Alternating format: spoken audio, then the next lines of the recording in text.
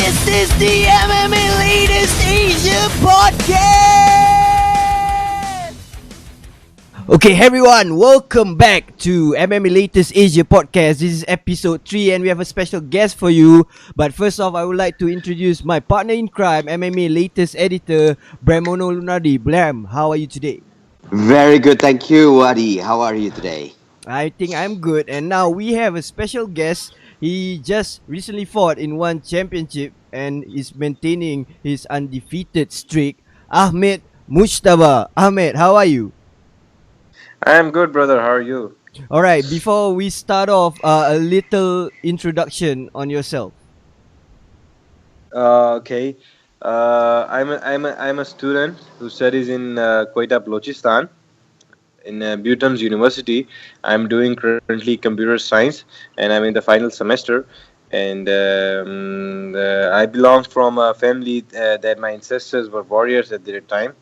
And Wow. after that, I went to Islamabad where I joined Team Fight Fortress, and I started training MMA. All right. That's great. We will talk more about Ahmed, but before we start, here are the rules. Very simple. 3 rounds. First round 10 minutes. The next 2 round 5 minutes. We have a clapper 10 seconds before the round ends, just like this. And then after that, we will have the air horn. So first round,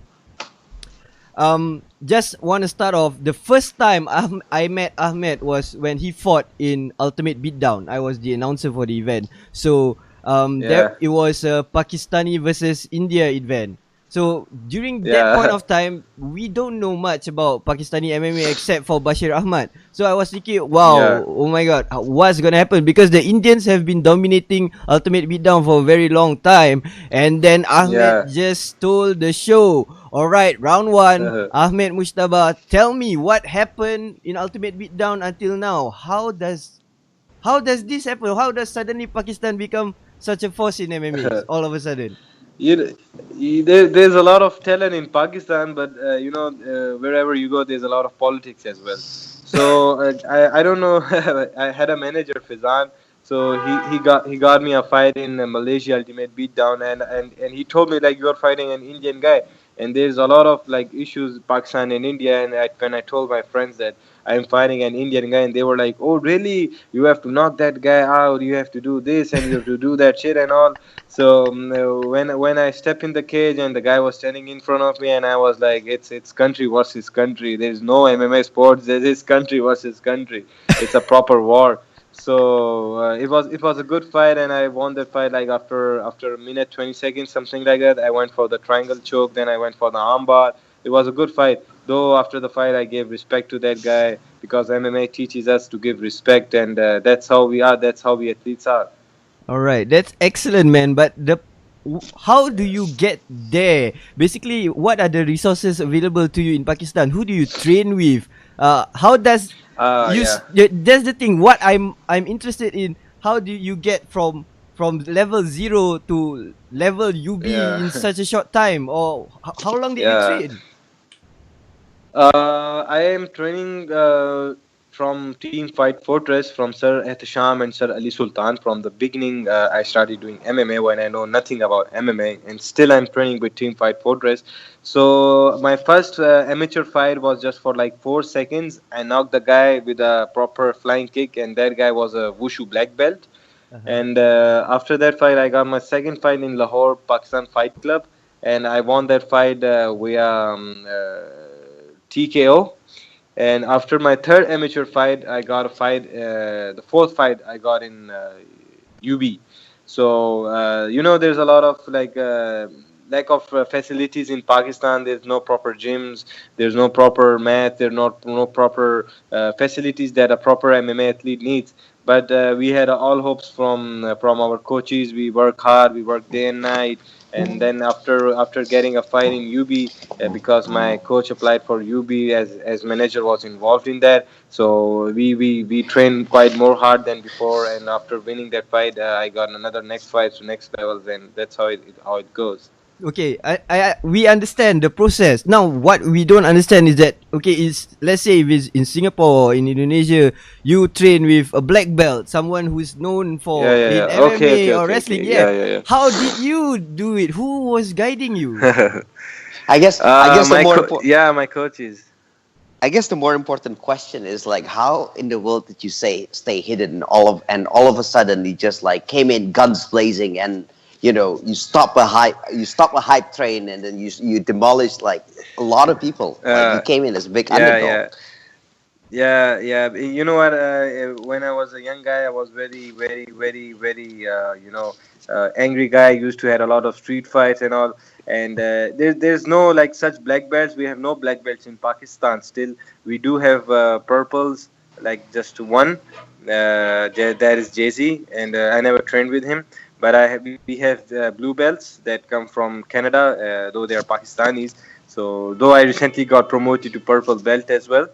So yeah, there were no and the point that you said, like I came in such a fast way and I demolished it. But as I said before, there were a lot of politics and a lot of financial issues that I couldn't cover because I'm a student and we don't have like proper sponsors in Pakistan because MMA wasn't growing that much in Pakistan.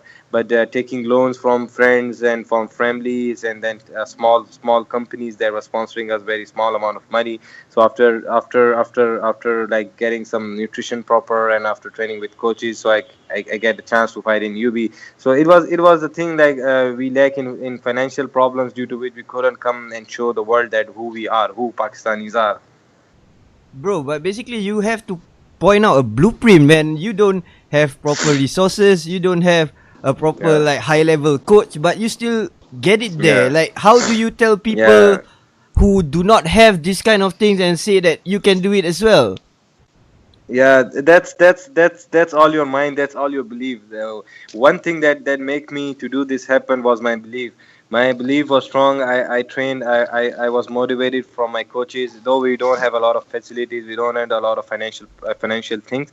But the thing that made me strong, the thing that made me to go far and demolish everyone, was my belief that I will conquer the world, and I did that, and I won my fight in one championship as well, and soon I will fight for the title fight and win that as well.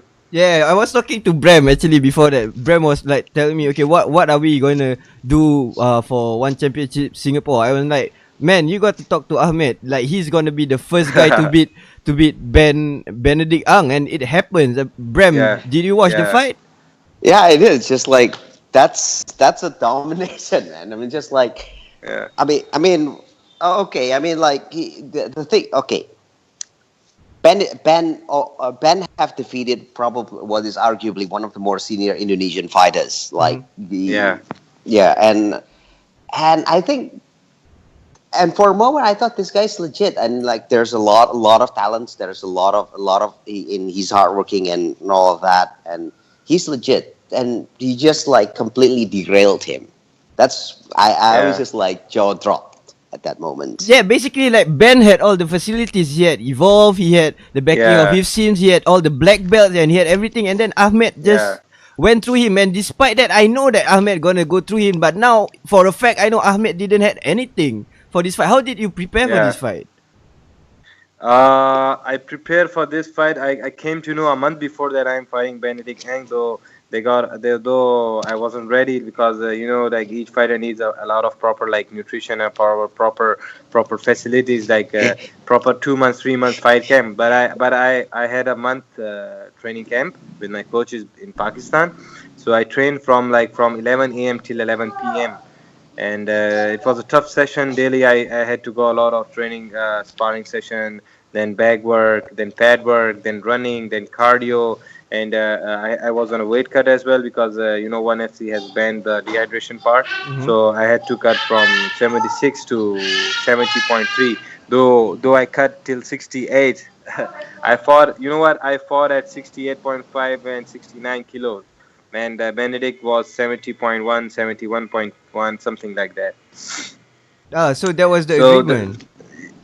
yeah, yeah, yeah, No, I like this even better. When Yeah, the more we ask you, Ahmed, I mean, the more you say, "I'm not prepared." I'm just like yeah, go there, and then just pure yeah. tenacity, pure Yeah, talents. this fight was nothing. This fight was nothing. I have a lot of potential, and hopefully, if I will be hitting some good training camps, I will be coming like a beast, and I know like I can beat everyone. I'm confident, and I will beat everyone. All All right. all while finishing the computer science degree. Yeah, that's how I do coding on my opponents. An angry nerd. Yeah. Okay, I like to dwell on the fight a little bit. Since you be until Benedict Ang before that fight, everyone knows you are a ground player. You are the back to the mat Yeah, player. You are the kind who will yeah, submit when I'm on the mat. I don't care. You come to me. Benedict Ang yeah, did not even shoot one takedown in that fight, and Benedict Ang is yeah, predominantly what I've known him for is a good wrestler. yeah. And Yeah, exactly. You are absolutely right because when he fought Wakar Umar, a guy from Pakistan who was representing Pakistan, who was a student of Bashir Ahmad, so the guy like he totally was quite heavy on Wakar Umar and he rocked Wakar quite twice or many times, and Wakar lost that fight, and that fight went like for 3 rounds as well. So I was pretty much sure because I knew like Benedict will try for some takedowns and all because he's a purple belt and. He would try to do some wrestling with me and I was ready with that. My game plan was to like if he wants to wrestle with me, let's do wrestling. He wants to box with me, let's do boxing. So I'm ready for every shit. Like I'm ready for everything. Like it's just in the cage. Just you just come and I fight. I will knock you out. I knew like I will win this fight and I won that fight. were you disappointed you didn't knock him out? Yeah, yeah. I was. You know what? I could have knocked him out because in the corner it was Bashir Ahmad, and we don't have a lot of like proper conversation because I never trained with him back in Pakistan because he used to train in abroad, and my coaches couldn't come to support me because of the visa issues and all. So if it would with my coaches in the corner, probably it was a knockout in the first round. And then in the second round, I went for the RNC, but the time was stopped. And if I had like some 10 seconds more, I could have like put him to sleep. That was for sure. Man, I love the confidence. Bram, you have any questions to end this Yeah. session? No, I think that is all. I mean, that's all for now. Okay, I want to say something. Okay, before I go to round two, I want to. There was one point of time you had like this some sort of rivalry with Waka Umar on Facebook. What was that all about? Yeah. The thing is like Wakar Umar has fought like 4 fights in one FC, and Uh-huh. he has represented Pakistan. So the thing is like from my point of view, he didn't fought like the way he used to fought, and it was like a cheap fight he used to fight. I don't know why he tapped the last fight he lost, and some of the fights he lost. Like it was not a situation to tap, and he tapped, and I was so angry on him. Like why you did that? And I wrote on the Facebook and on his fight videos like what are you actually doing? And the bad thing about Pakistan community is that they appreciate when you do something wrong, and I was trying to exclude that thing. I was trying to execute that thing. Like whenever someone is doing wrong, just try to tell him that you are doing wrong. Try to work hard. Try to change your fight plan. Try to change your fight training. So the people were trying to convince him, no, no, Wakar, you are doing great. It's okay. It's fine. So I was quite upset with that. Like you are, dude, you are representing our country, and it's been like the fourth time you are fighting. You are losing in a row, and in not a proper way. And at least, just if you are losing, just lose in a respectable way. So I was quite disappointed with Wakar Umar and the people. They wanted me to fight Wakar Umar back in Pakistan, and I said I don't fight Wakar Umar because I'm fighting in one championship, and I'm fighting Benedict Eng, the guy who beat Wakar Umar, and I will beat the crap out of that guy, and I did that, due to which everyone's mouth was shut up. Okay, Ahmed, just Yeah. do you think what Wakar Umar's record, it helped you to come in as an underdog and come in with a less of a pressure against Benedict Ang? No, I had no pressure. I'm, I had no pressure. Whether it's Benedict Ang, whether it's Conor McGregor, I give a shit about my opponent. It's all me. It's all me all day, all night. I have to win the fight. I will go and I will knock the guy out. Or whether it's a unanimous decision, I know I'm gonna win. So I had no pressure. There was no pressure in my mind. I was quite relaxed, and I knew I will make it, and I did that. All right, let's go. I love it. Yeah. Let's I go. love the confidence, Ahmed. Yeah, because I train a lot. I train so like fucking beast, and I knew like there's nothing left. I would leave in the training. I do everything I need to do for to win the fight. So I'm quite confident, but I'm not like a bit overconfident. I know that there's something in me, and I will prove that soon, inshallah. And in my coming fights as well, as soon I will hit the good camps. So I had a lot of secret weapons in me that I haven't shown yet. So it's gonna be like very surprise, very fireworks in my each fight. I know. All So right. you have any plans to move out? Sorry, just one last Uh, question. Probably I might be taking some good camps, maybe in Thailand or maybe in Malaysia. I'm not sure about that. I'm waiting for the reply from my manager what he actually has plans for me. But I Mm-hmm. probably would train outside Pakistan. I would All take right. him.